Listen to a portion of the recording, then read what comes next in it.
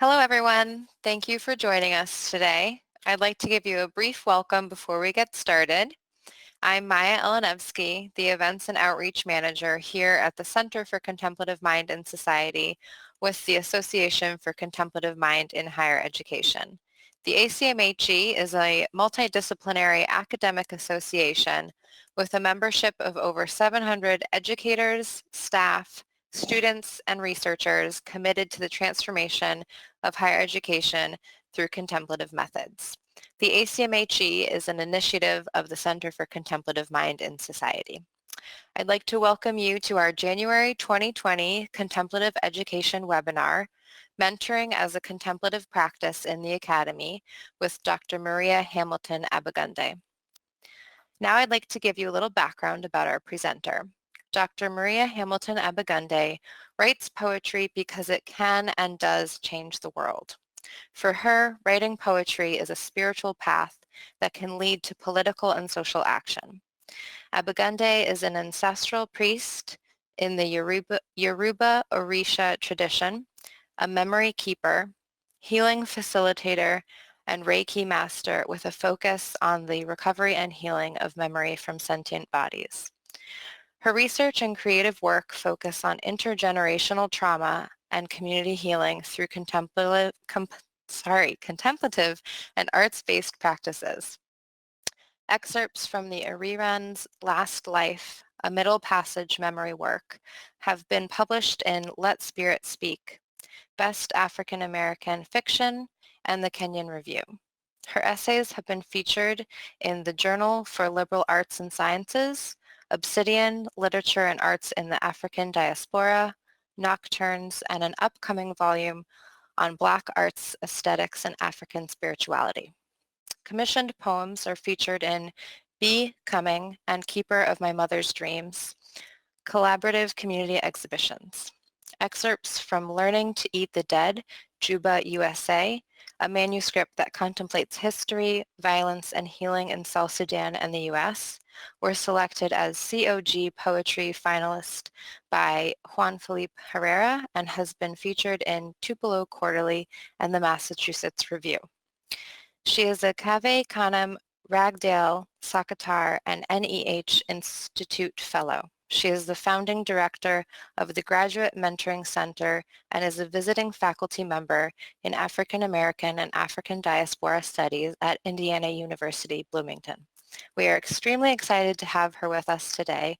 Please welcome Dr. Abegunde.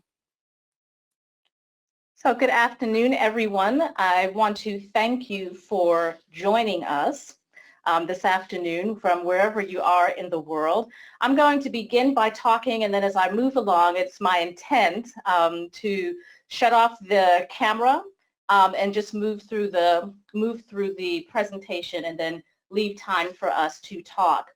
So I'd like to thank first the C-Mind community for helping me develop these ideas, and thank also Indiana University for the opportunity to in fact create a center for mentoring that focuses on contemplative practices. And so this gives you a little bit of an idea of what it is I'd like to focus on today. We're going to do an opening practice. I'm going to talk a little bit about why this topic, and because some of you may or may not be new to the idea of contemplative practice and mentoring, I'm going to talk a little bit about those things. And then what I'd like to do is to focus on one specific practice and then have some discussion and questions and answers. So I would like to invite you that wherever you are in the world to put down what you are carrying, to become aware of your breath and breathing.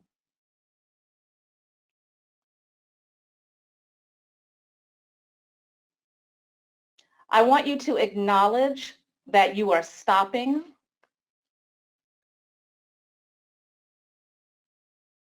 and that this moment you are with and in community.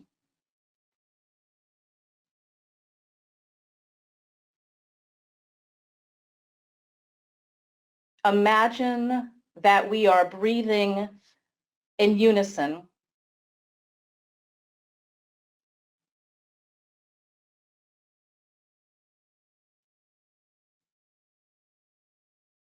And imagine that you are feeling this breath as one movement.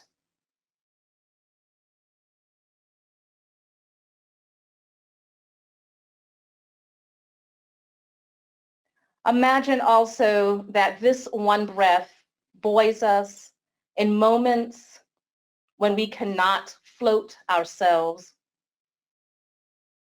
This one breath connects us and reminds us that we are human together.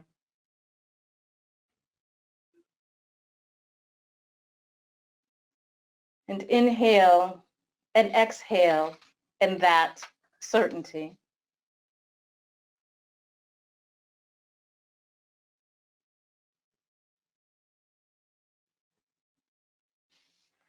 So I'm going to invite you to come back now.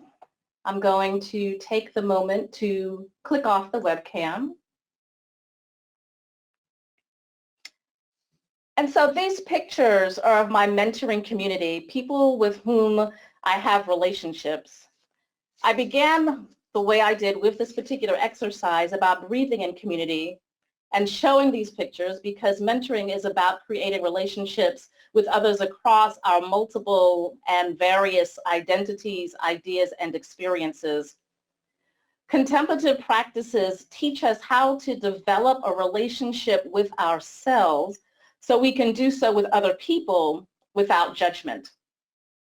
So the question that I'm asking is, how can these practices assist students, faculty, and staff in having balance, an appreciation of culture, academic success, and create at least what here at IU, what is called a community of scholars? How can we do that in something that seems to be a little bit counter and contrary to whatever institutions, the important thing here is to think about institutions, not just the academy in which we are working or existing.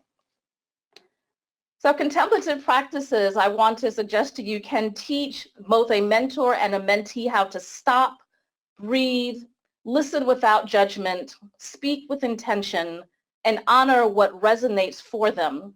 For the mentor, they can help them reflect on their own processes of becoming and being.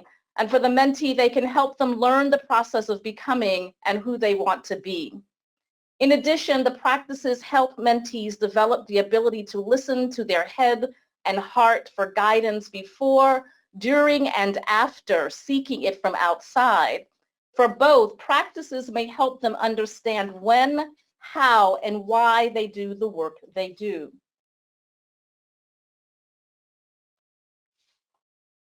So why this topic?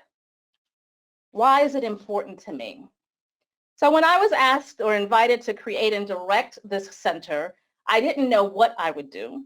I knew that I could do it and I knew that I wanted to do it, but I didn't know what I would do.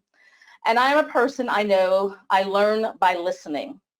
So I journeyed and pilgrimaged around campus and on public transportation. I talked to everyone who would talk to me and listen to me. And I invited any and everyone into my office to contemplate with me, to literally sit and answer a series of questions. A little bit of background is that the center is one of several initiatives here on my campus that are funded by the Office of the President to recruit and retain underrepresented minority students. But what exactly did that mean to the people I met? I knew the importance of mentoring in my life, and I knew that I had always had a clear idea of what I needed, or at least some knowledge that I needed something at different times in my life. So I asked students, what do you need? And they told me. Then I sat in my office and I contemplated some more.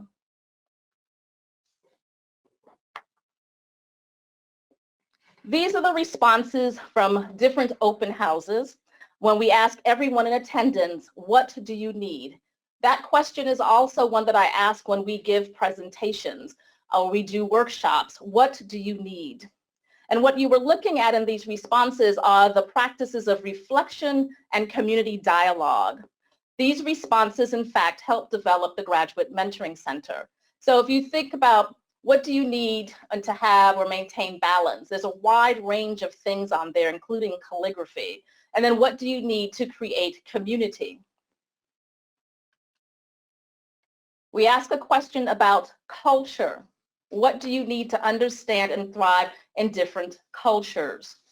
And then what do you need to be successful in and with your scholarship?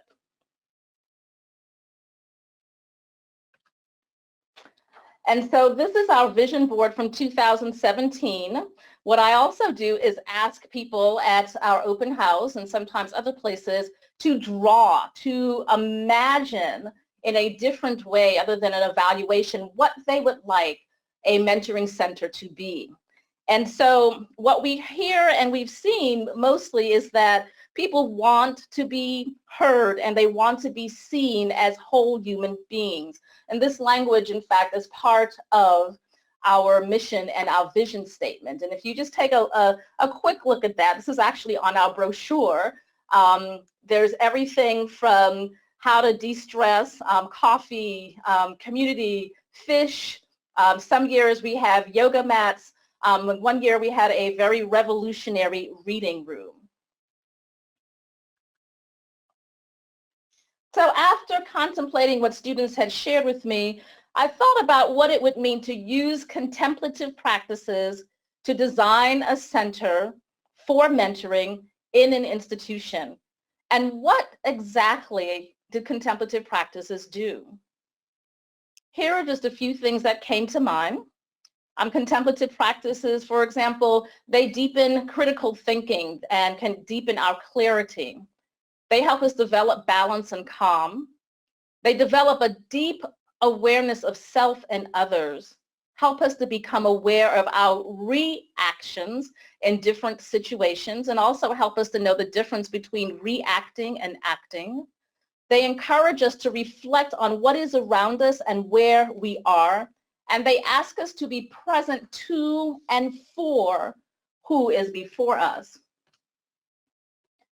And when we finished categorizing all the responses during the first 2 years with over 1,000 visits a year, we were able to develop 5 areas of programming that we now refer to as the 5 tenets. Those of you who may be familiar with the Eightfold Path or other types of practices and ways in Buddhism will recognize that it's also modeled on this. And so these areas came to the fore: balance, community, culture, mentorship, and scholarship.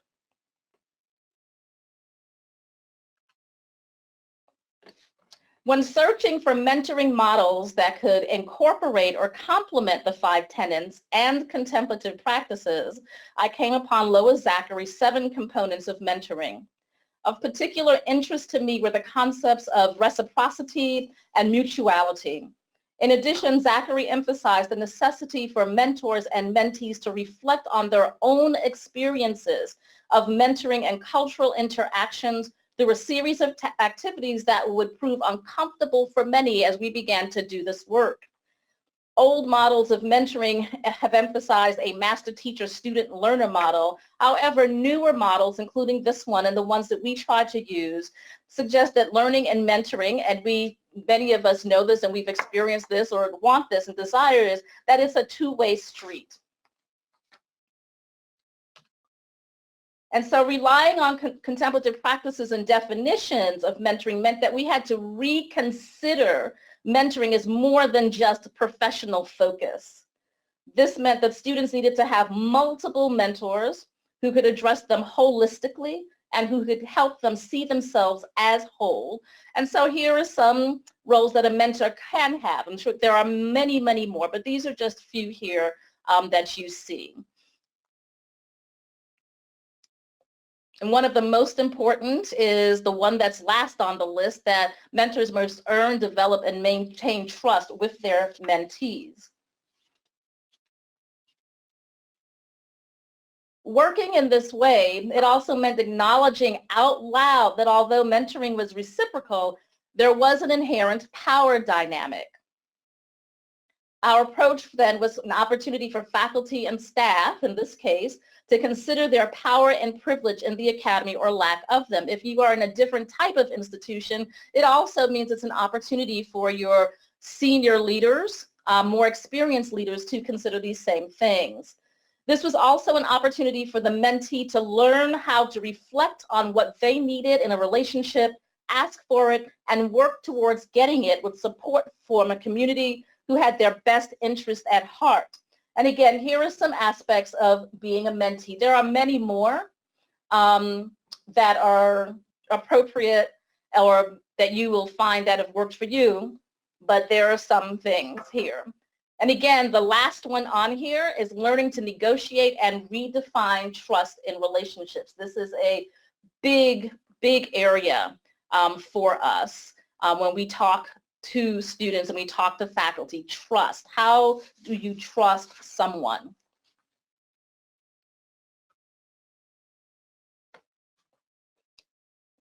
So the 5 stages of mentoring that we consider and other places consider: contemplation and reflection, initiation, cultivation and growth, change and transition, redefinition, and transformation.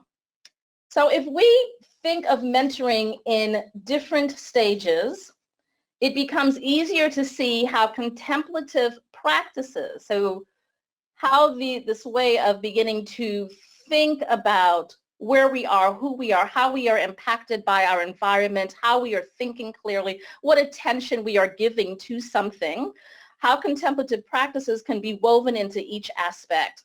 So in stage 1, which I would argue is one of the most important stages before entering a relationship or signing anything or co-signing anything, in stage 1, we might ask that before meeting each other, that the potential mentor and mentee reflect on what they want and need, what types of situations work well for them, what they want to accomplish in or through their roles, and what their boundaries or limits are. For us, this has meant asking mentor and mentee to reflect on the types of mentoring relationships they have had and how they helped or hindered their growth. We also ask that the mentor identify stages of their career or personal development that were challenging and how a mentor helped them work through it. Mentees may be asked to do the same thing because, of course, because you are a mentee, it's quite possible and more than likely that at some point in your life you have mentored someone. And so we ask them to do the same thing, and we also ask them to consider what their mentors did to help them work through or move forward in a particular situation. Both are asked to consider specifics about their identities that are important to them and that may in fact impact their relationship with someone else. Such things such as race, ethnicity, gender, religion, sexuality, socioeconomic status. Without this foundational work of self-reflection followed by dialogue, the other stages will not be successful. This is particularly true of long-term mentoring. In the case of situational mentoring, so shorter term or based on one particular situation, this first level of contemplation can help a mentee better identify what is needed and why for that short period of time.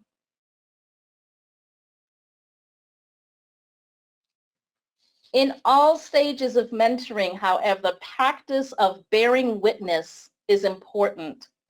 That is because although we say be the change, we don't acknowledge that change is hard and transformation harder all of the time. We don't address or reflect on the transitional steps and experiences that happen between stages. And so often for me, I think of that when I'm talking to students is that, of course, I was born and now I do this. What are the things in between that have actually led me to come to this particular moment in my life and to do these particular things? And so just take a moment, bearing witness, acknowledging that something exists or is true. It invokes a sense of interconnectedness, a direct realization of the wholeness of life, and it requires that we set aside the focus on our own reactions and enter a place of stillness, of receptivity. So all of this can sound a little vague even when you're reading it or even if you've done it before. So what does that really look like? And so to help us think about what this means in the time that we have, I invite you to do an activity with me. So if we return to what students said they needed in community, you will find terms such as authenticity, guidance, I see you, I belong. In other words, again, we all want to be seen.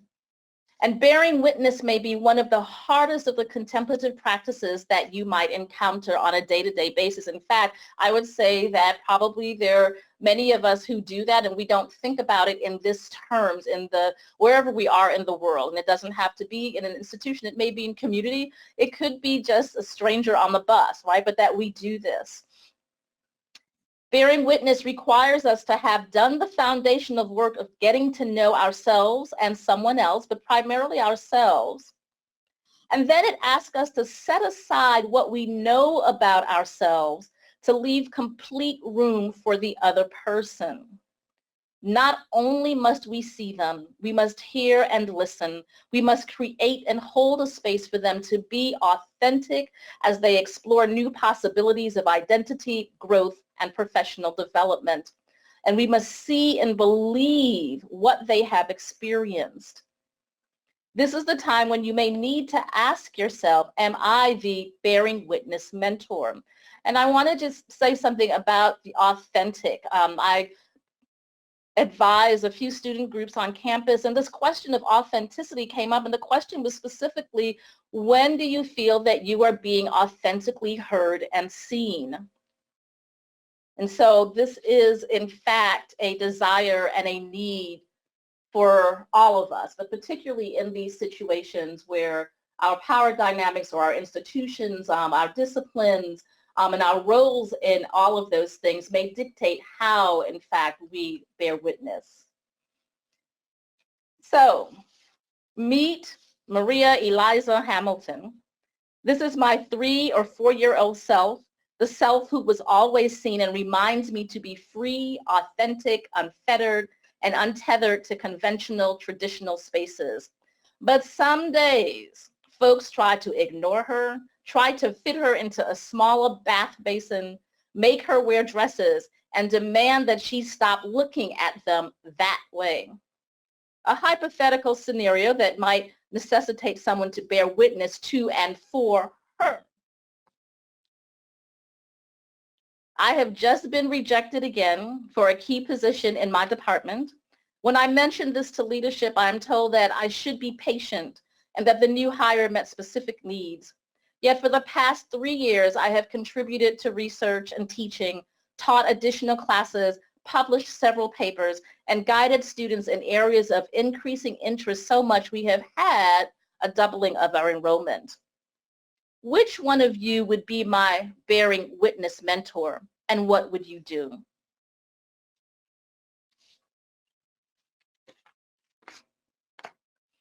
So we have all had situations similar to this or different or someplace where we feel that we have not been seen or heard. We can all recall that. But before you begin thinking about it, here are some of the questions you might ask yourself and some of the things you might do when faced with that situation. So the process of bearing witness is active. It is not about fixing.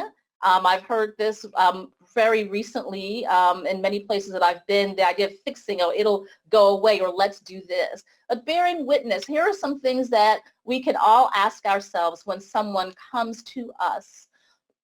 Who is before you? Are you seeing them? And what ideas about the person in front of you do you need to let go?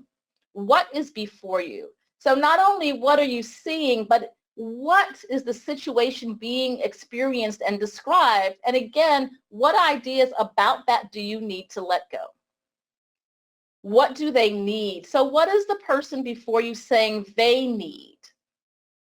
And if they're not saying this, how do you ask them what they need? Because depending on where you are in your cultural background, the idea of what you need may be in conflict with your own cultural standing, which may be more community-based and not individual-based.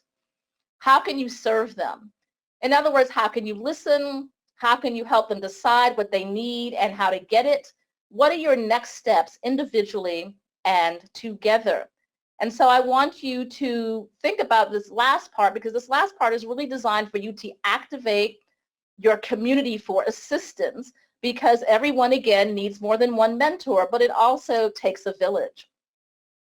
So I want you to take a little bit of time. I'm going to give you about a minute, those 1 minute writing exercise some of us do. And I want you to think about a situation where you had to have a conversation with someone who was feeling unseen and unheard. It could be anyone, someone in the grocery store even.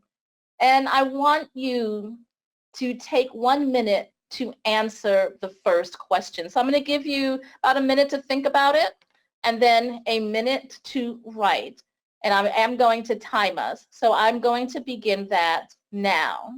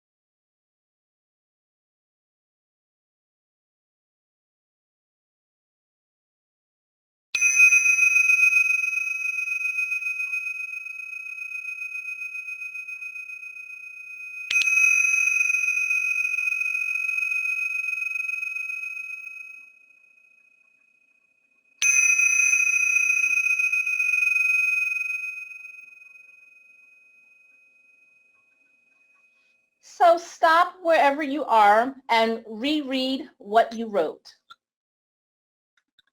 Does your answer surprise you? In this short activity, did you learn, or what did you learn about yourself? How did your body feel as you recalled the situation, as you wrote?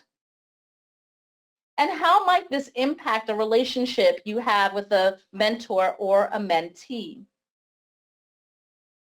And I know that this is not a lot of time to do an exercise like this and to fully think it out. And so as previously, I am happy to speak with you or write with you if anybody who'd like to talk a little bit more about that and talk about how to decode and deconstruct it and to reintegrate it into wherever you might be.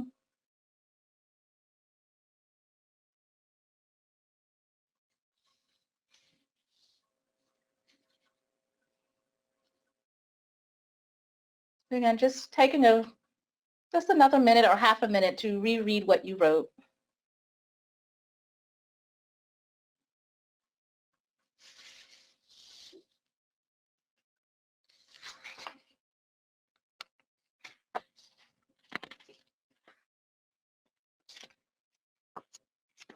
And I'm going to stop right there. I'm very mindful of the time, and I'd like to have, there's more things to talk about, but I really would like to leave the remainder of the time for questions and comments that people may have that will get to some of the other things. The purpose today is to really just introduce you to the idea of thinking of mentoring in a different way and even a different format, and what types of activities or practices from contemplative practices of the contemplative world might help you to engage with whomever you might be mentoring. Something like this, the bearing witness component, also would include the idea of deep dialogue and deep listening. So deep listening, how do you actually listen to what is being said without doing what sometimes we all do, particularly if we are in a rush or we have something scheduled, listening and planning ahead what our response might be, or listening to give an answer as opposed, or a response as opposed to listening for what may in fact evolve out of what is being said as a way to reflect back to the person speaking to us, a way of thinking or helping them realize that perhaps they have part of the answer already.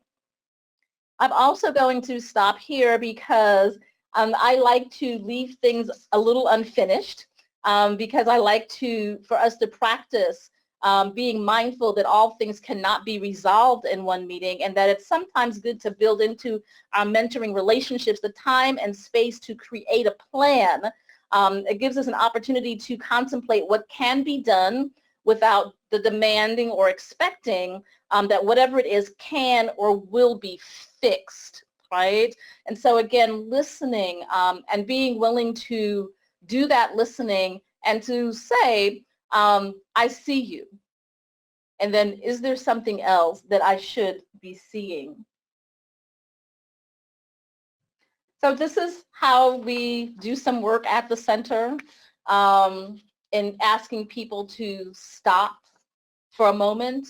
This is the library at IU, and this is before people begin to put up those responses of what they need. There are some references in this presentation, and there are plenty more references on the CMind website, and I'm sure many of you can add to this reference page.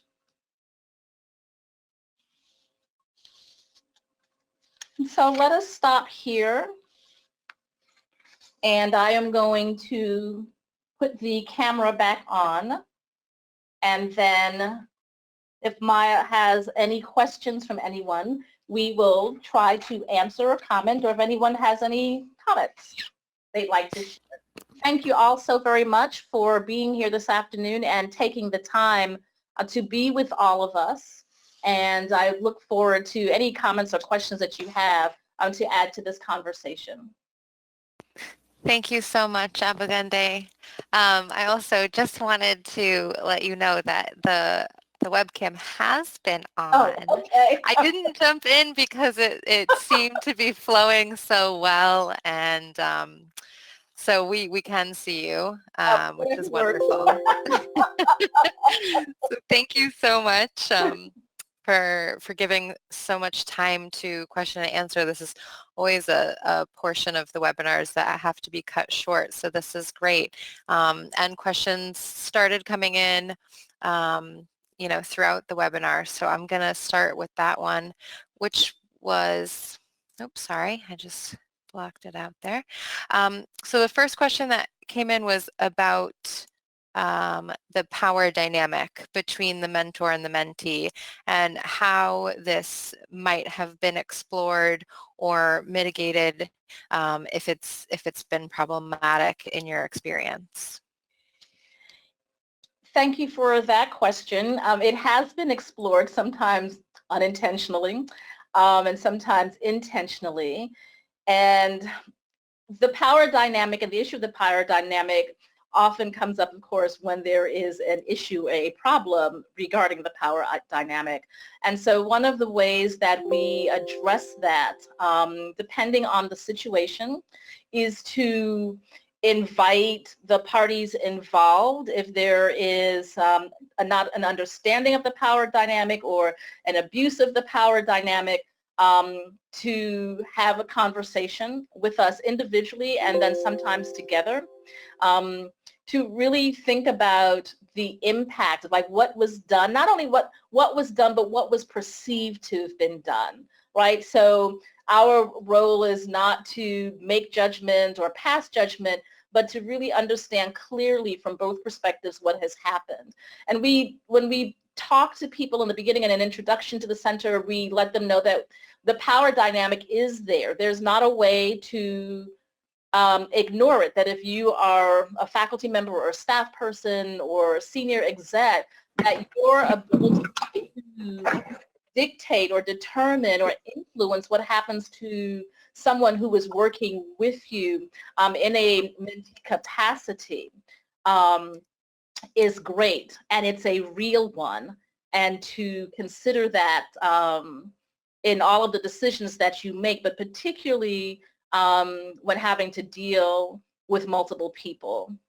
So we try to explore that in the very beginning, and sometimes some of this, some of you may know, it may call for negotiation, mediation, and any number of things to bring to light what those dynamics that are that have been normalized in ways that are not necessarily healthy. So it's a process, not always a very easy one or a kind one.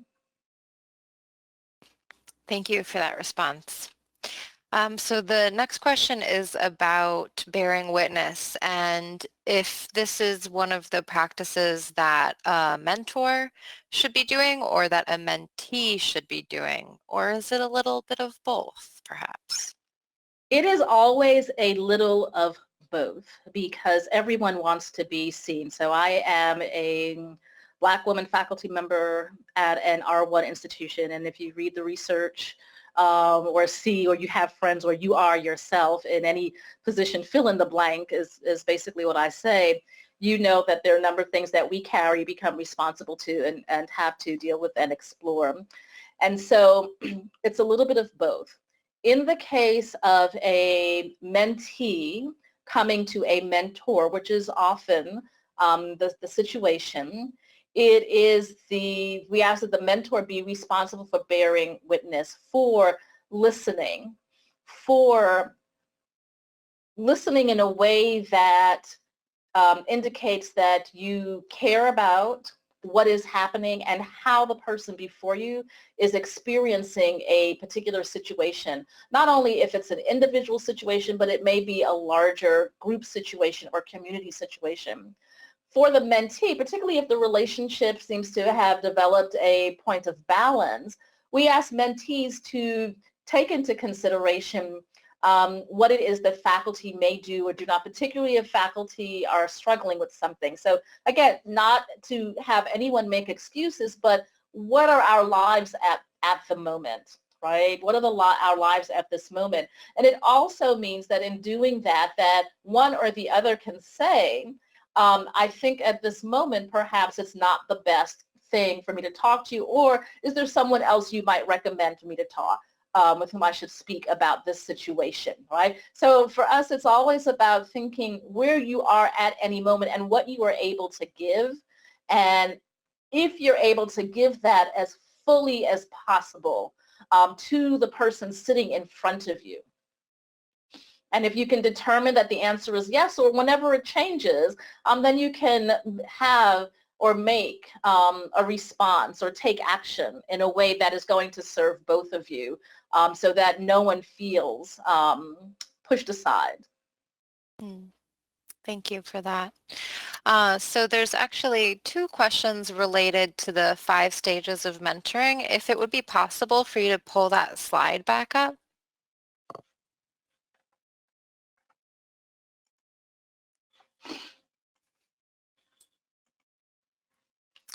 And then in these 5 stages, could you speak to the distinctions between stages 4 and 5, the change and transition, and the redefinition and transformation? Yes. So you see this, and I've been fortunate enough to see it in people who've had long-term mentoring relationships. So let's say, for example, in our cohort, I have a pair who have been together almost 6 years now, right? So they can track some of this. And I've seen it in relationships that are some going on 20 years. So cultivation and growth, let's start there. So at that point, you are perhaps still getting to know each other as mentor and mentee, right? You are, as in any kind of relationship, you are learning what makes one or both of you work, what are your best practices for working, when is your best time for doing things, and what is necessary to actually help you move forward. Change and transition, there is a point, depending on what type of institution or community that you're in, that you become comfortable. You become comfortable in the relationship enough perhaps to share things outside of the institution. And so at that point you may recognize some change, whereas as a mentee you may have relied more on your mentor to begin to always check in first. Should I do this? Is it the right thing? What do you think about this? At this point, after you've gotten to a particular area of growth where you are confident in what you are doing, you may stop asking so many of those questions, right? You may actually begin and have started to trust yourself to do something. Now, if we're working together in relationship, the mentor will be able to recognize this as opposed to wanting to cling to say, oh, well, why didn't you ask me about that? I could have helped you with that. And so this is where the transition comes in. And so once if you can acknowledge that there's a change, it's sort of like a baby beginning to walk and then beginning to run and then riding a bike and then getting a car or a motorcycle. That stage can lead to redefining what the relationship is. So in some cases, in the fourth stage, the change and transition, you may find yourselves actually being colleagues, right? More than mentor and mentee, because perhaps a student or someone has graduated or has taken another position, which is also a type of transition and change. But that last stage requires then if you are going to maintain the relationship, so you've actually come to like each other and you have actually come to appreciate the work that the other does or both of you do together or separately, you have to redefine that relationship because you are no longer mentor and mentee in that sense. In fact, the mentee could become the mentor. Right? And so in good advice, this particular moment in the world is that if you do not have mentors who are younger than you are, right, then you stand a chance to not actually keep on top of a lot of things or learn.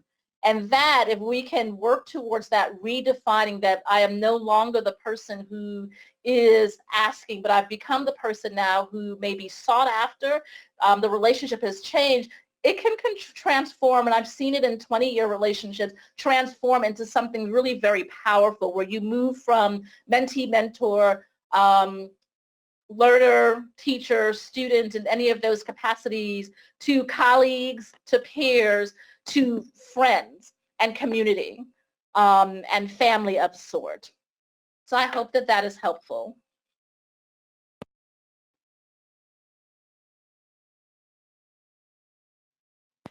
Thank you so much.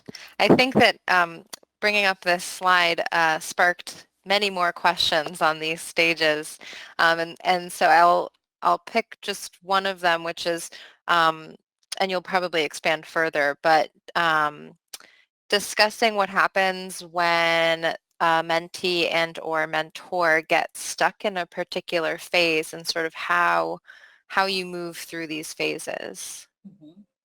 Yes. So one of the things, going back to an earlier slide, is that your mentor can be an accountability partner. And in some ways, because this is ideally a reciprocal relationship, mentee is also an accountability partner. And so that means that at regular stages, there's some check-in. So when we first started, our requirement is that once you have a mentor, and no, we don't assign mentors in the sense like, here, Maya, Jim is going to be your mentor, or Carrie's going to be your mentor. What we do is meet with everybody individually, which it is labor and task intensive, to listen and to see who might be well matched and paired. And it's not necessarily always over disciplinary or scholarly or research interest. It may be something where student and faculty member have different interests, but the way that they may approach a problem, and that can be anything from being very logical to being very, very prayerful, is what brings it together. Because at the end of the day, what I need to know is that if a student is having difficulty, if what they need to do is to say, hey, I need to take a moment and breathe, or I need to go for a walk, that the mentor is going to say, hey, let me go for a walk with you. And so at each point, when we ask people to do this, and when we first started, we asked people to actually complete a series of tasks and a series of just activities, like the old sort of activity sheets, but the purpose was to guide discussion. And so this foundational work about what is your best working hour culturally, what does this mean to you, how do you feel when, right? It helps to lay a foundation for conversations throughout, so that when you reach a place where you might feel stuck, the mentor in particular might say, hey, I noticed X.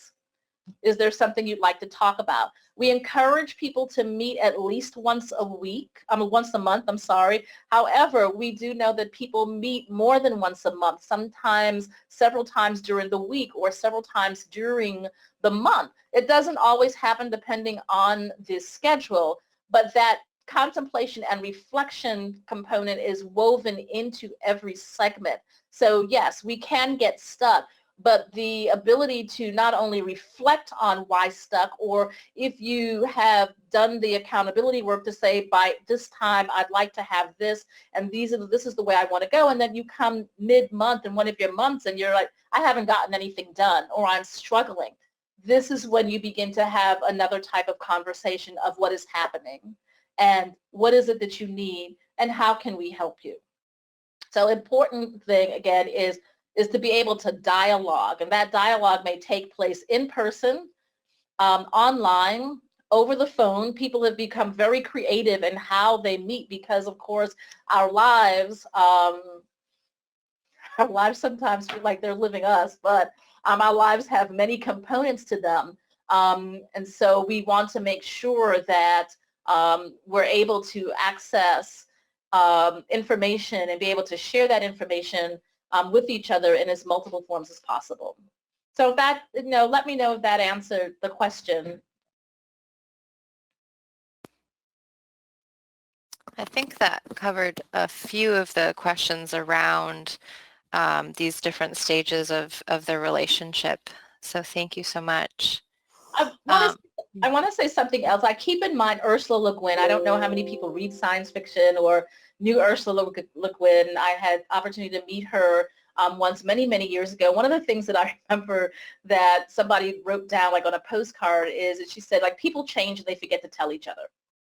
All right, so this is also about acknowledging that change happens. So if we are in institutions, right, and even in our daily lives, like, we're not taught really to think about change and that it's okay to change, right? It's okay to change. And although it can be frightening, to be able to have a community. So, you may not be the I'm going through a change difficult or I'm going through a change joyful mentor. So who is that person? So we really want people to think about, there are many people, and it doesn't have to be all of the people with whom you work. So you will hear students often hear, particularly if they've come from HBCUs, so historically black colleges and universities, that they still have their mentors and faculty advisors from their undergraduate, right? Their undergraduate time, because you don't lose people in certain cases. They come with you as part of that change and transition to help you begin the redefinition.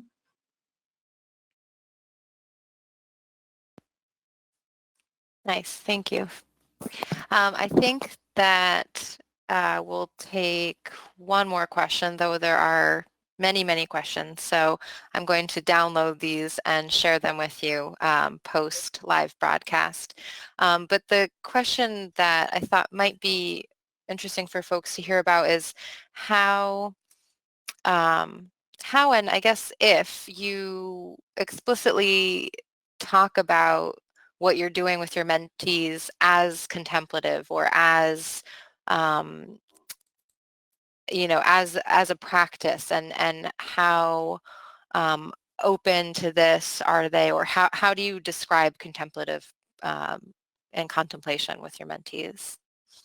I do, we do, and on the center's website there is a little information about contemplative practices and the 5 tenets and how it was formed. And so yes, we do that. It's not something that we try to hide from people, and that comes about because in explaining to people, well, what people were asking, like, what do you need to maintain balance? And in the beginning, it was just simply, what do you need? And the responses were such things as, where do I go to get food, from my culture? How do I balance being a student and being a family person? Where do I go to find yoga? How do I build community here? What's the culture here, right? So being able then to talk about this in ways that people could understand was important. The other thing is that when people ask me, or they say, well, you do X so well, or why do you always seem so calm? And, well, where are your bells today? And where's your bowls? I've literally gone to meetings and people said, well, where's your bowl? Like, their bowls are big. I don't always carry them to meetings with me, right? But in that question is also the need to know, how do I get from X to Y? And if it has been contemplative practices, any number of them. So the other thing I try to think about is mindfulness. So the term mindfulness is used. So we have several places that teach mindfulness. I'm trying to get people to broaden their understanding of what that means, that everything we do should have an aspect of mindfulness, of being aware of, or coming to an awareness of, and acting to it from a place of compassion, of acting from a place of love and gratitude in some cases, right? So contemplative practice is inviting them to consider how this is not something that's about sitting around and chanting and whatnot. These are practices that you can do in your classroom. So journaling. How do you listen? I teach courses on contemporary social issues in the African American community, and another course on memory, trauma, and healing, right? That covers everything from slavery to genocide. You have to develop a practice that invites students to want to talk about what is going on in the world and in their communities, but also not, as Elizabeth Woody, a Navajo poet, taught me many years ago, not to leave a hole in those people when they leave.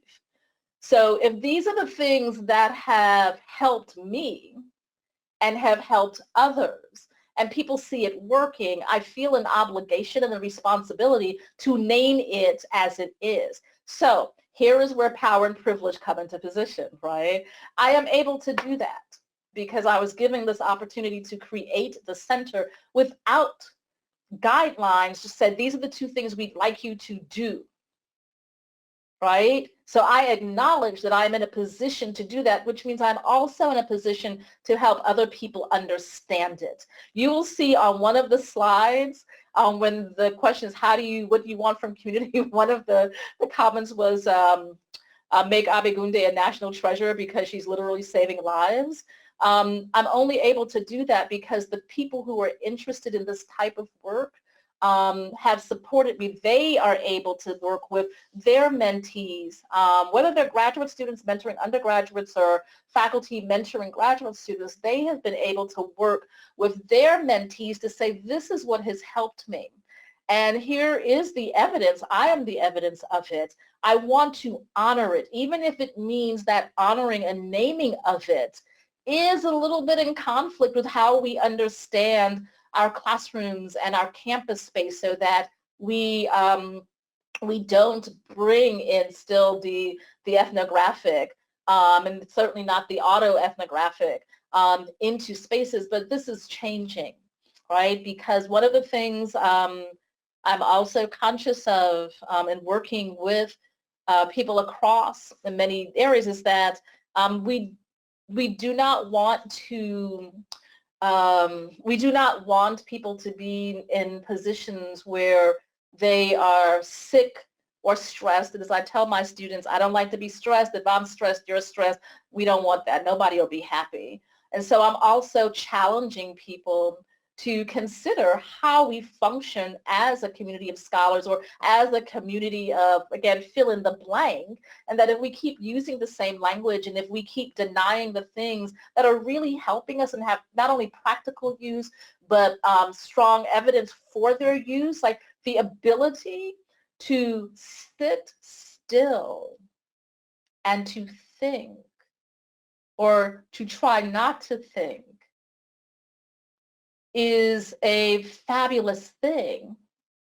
And if other areas can use this particular type of work, like the U.S. military, the self-help business, why is it not possible to use it where we are, to honor it, but to also reflect on how the changes are, just to be able to stop on a day-to-day basis? I do not believe that human beings were designed to run 24 hours a day. And certainly to do that in isolation and to do that in ways that prevent us from acknowledging another human being on the planet as they are walking by. Thank you so much. I'm glad that that question was asked so that you could say that piece there. Thank you. Thank you. So just one last thing is if you could pull up the reference slide. I hope this person is still on. They had asked to see that. And I think with that, I will say again, thank you, Abegunde, for sharing your work with us. It is always a pleasure to hear you speak. And just to remind everyone that this webinar has been recorded and will be available on the website soon.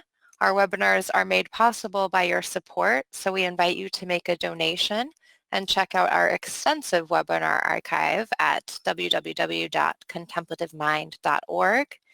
You may not be aware of it since we have such a wide reach, but in actuality, the Center for Contemplative Mind is just 3 full-time staff members. Your donations really do make a difference no matter what the size. Thank you again, Abegunde. Thank you all for listening and being with us today. Thank you so very much. I wish you all well wherever you are in the world, and I look forward to hearing from some of you and talking perhaps to some of you.